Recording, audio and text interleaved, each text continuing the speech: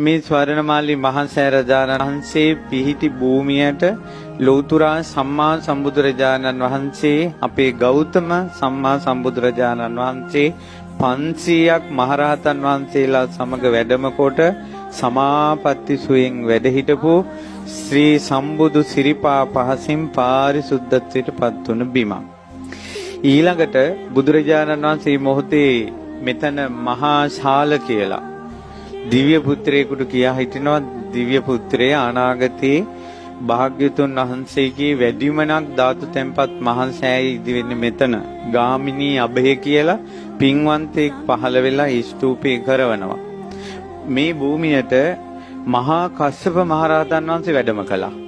මේ භූමියට සාරිපුත්ත මහ මුනිදුන් මුගලන් මහ මුනිදුන් වැඩම කළා. ඉතින් මහා කස්සප මහරහතන් වහන්සේට මේ කාරණා හොඳට මතක හිටියා. ඉතින් බුදුරජාණන් වහන්සේ ලංකාවට වඩිනකොට එවකට මේ භූමියේ මිනිසුන් නැහැ.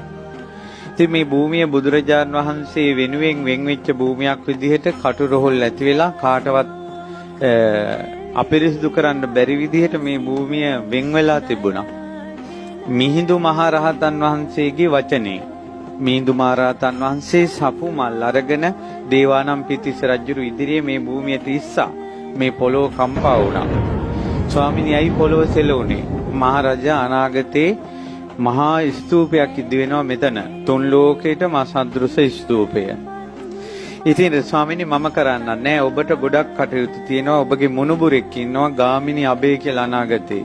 එතුමා තමයි මේ ස්තූපය කරවන්නේ. අන්නේ විස්තරේ ලියලා මේ කණුවක හිටවලා තමයි දේවානම්පියතිස්ස රජුරෝ මේ භූමිය වෙන් කළා තිබ්බේ.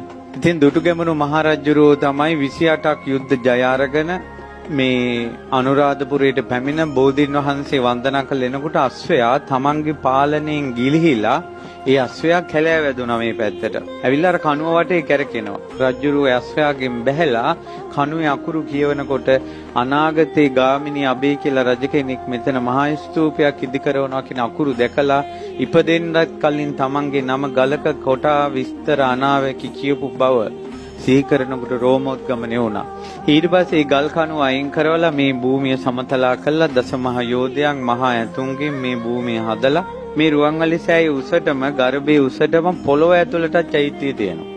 මොකද මේ පේසාවල්ලු තුනේ උස පමණටම 9 ප්‍රමාණයක් පොළොව ඇතුළට ගිදා බැහැලා තියෙනවා. හේතුව ගෞතම බුද්ධ ශාසනයේ අසද්දෘස මහා සෑය දඹදිවවත් නෑ මෙහිම සෑයක්. දෙව්ලොවවත් නෑ බ්‍රහ්ම ලෝකේවත් නෑ. අසද්දෘස මහා සෑය සමාන වෙන්නේ නෑ. ඉතින් නාග ලෝකෙන් තමයි ධාතුන් වහන්සේලා වැඩැම්මුවේ. ඒ ද්‍රෝණයක් ධාතුන් වහන්සේලා. ද්‍රෝණයක් කියලා කියන්නේ බුදුරජාණන් වහන්සේගේ සම්බුදු සිරුරේ සම්පූර්ණයෙන්ම තිබ්බේ ද්‍රෝණ 8යි. 8න් එක පංගුවක්ම මේ ස්වර්ණමාලී සෑරජුන් තුල වැඩ සිටිනවා. තුන් ලෝකේ කිසිම ස්තූපයක තරම් ධාතුන් වහන්සේලා වැඩ සිටින්නේ නැහැ. ඒ නිසා මේ උතුම් ස්වර්ණමාලී මහා සෑරජුන් තරම් ආනුභාවයි. ඒ වගේ භූමියක තමයි අද ඔබ මේ පින්කම් කරන්නේ. එදා ලංකාවේ වී වේලා ගන්නවත් ඉරව්ව වැටුන්නේ නැහැ කියනවා. අහසේ කසාවතක් ඇතුරුවා වගේ කියනවා රුවන්වැලි සෑයට සංඝයා වැඩපු දවස. 96 කෝටියක් පිරිත් කියද්දින් තමයි ධාතු තැන්පත් උනේ.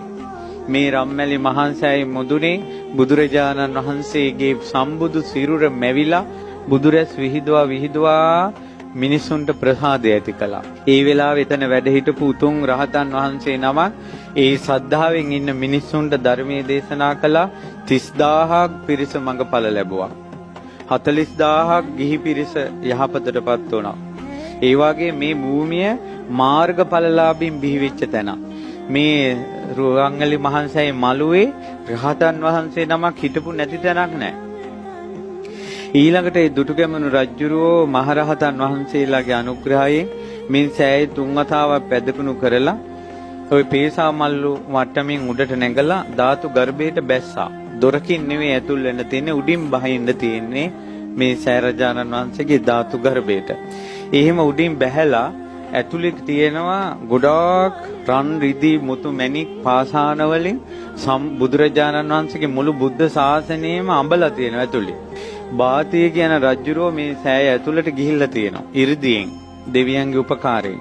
ඒ ගිහිල්ලා ඇවිල්ලා කියලා තියෙනවා මේ රුවන්වැලි සෑ මළුව වගේ මළු 4ක් ඕන කියනවා ඇතුලේ තියෙන පිළිම ටික එළියට ගත්තොත්.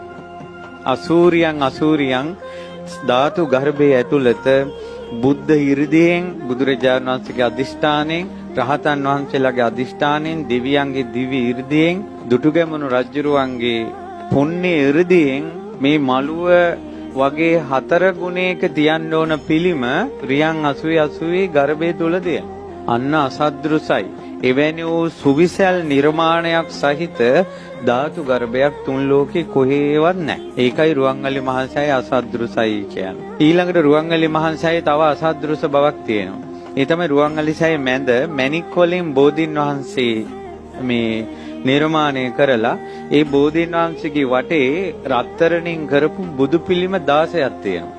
ඒ බුදු පිළිමයක් කෙලින්ම ඉස්සරහා සෑයේ මෙහෙම මැදින් කෙලින්ම පේශාවල් වලින් ඉස්සරහා අපි ඇවිදින මළුවේ සිරිපතුලක් තියලා තියෙනවා. ඒතර සෑයේ වටේට සිරිපතුල් 16ක්.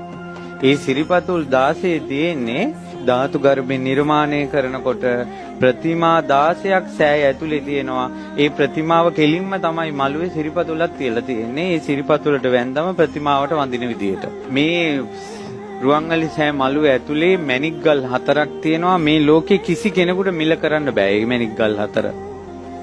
මේ සෑය ඇතුලට ෆෑසර් 4ක් දැම්මා වගේ එළියයි ඒ මැණික් ගල් 4 මුල්ලේ තියලා තියෙනවා. ඒක ගණන් හදන්න දුටුගැමුණු රජුරන්ගේ කාලෙවත් ඒ ගල් 4ට ගණන් හදන්න බෑ කියනවා.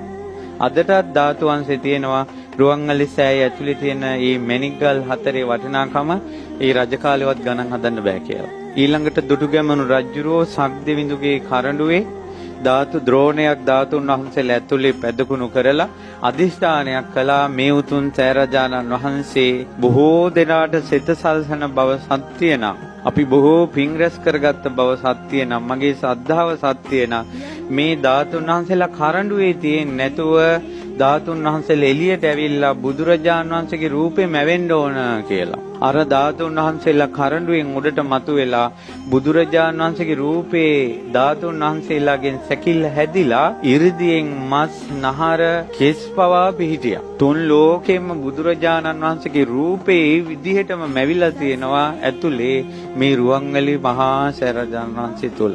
ඇස්පිය හෙලන්නේ නැති මොහොත පමණයි තොල් පොට සංගල සොලවන්නේ නැති මොහොත පමණයි හුස්ම ගන්න නැති පමණයි එපමණකින් බුදුරජාණන් වහන්සේ පිරිනුවම් පාලා අර රූපේ විදිහටම රුවන්වැලි මහා සෑය ඇතුලේ තිබෙනවා. මේ බුදුරජාණන් වහන්සේ මුණ ගැහෙනවා වගේ එන්න සුදුසු තැන.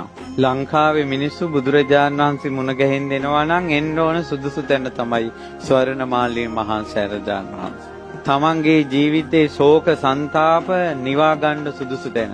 ඉතින් බොහෝ දෙවි දේවතාවුන් වහන්සේලා 330 පැයි මා මේ බණ කියන මොහොතේ පවා දෙවියන්ගේ දෙව්ලොව කෙනෙක් හෝ බඹලොව කෙනෙක් හෝ නාලොව කෙනෙක් හෝ මනුලොව කෙනෙක් හෝ අනිවාර්යෙන් සෑය වදිනවා.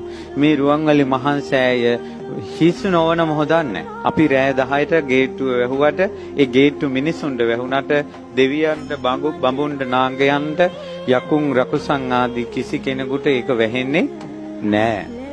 ඒ නිසා තමන් හරි පන්සිල් පද පහේ තමන් රැකිලා ඉන්නවා. තමන්ට බුදුරජාණන් වහන්සේ ගැන තියෙන ආදරයේ සෙනෙහස සත්‍ය නම් තමන් මලක් හරි පුදන්නේ අවංකව නම් මේ සෑරජානන් වහන්සේ වැඳලා තමන්ට පිහිට ඉල්ලන පමාව ප්‍රමාණවත්. ඒ බුදුරජාණන් වහන්සේගේ පිහිට ගන්න තමන්ගේ හදවත සද්ධාවෙන් මුදහරින්න ඕන.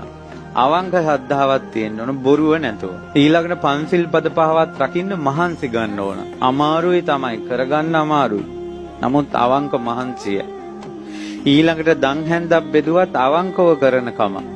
ඒ වගේ මිනිසුන්ට මේ සෑමලුව පැදකුණු කරන දෙවියෝ ඒ අයට පිහිට වෙන්නේ ඉල්ලීමකුත් නැතුව. ඒ තරම් මහා සෑය බොහෝ දෙනාට සිත සලසනවා.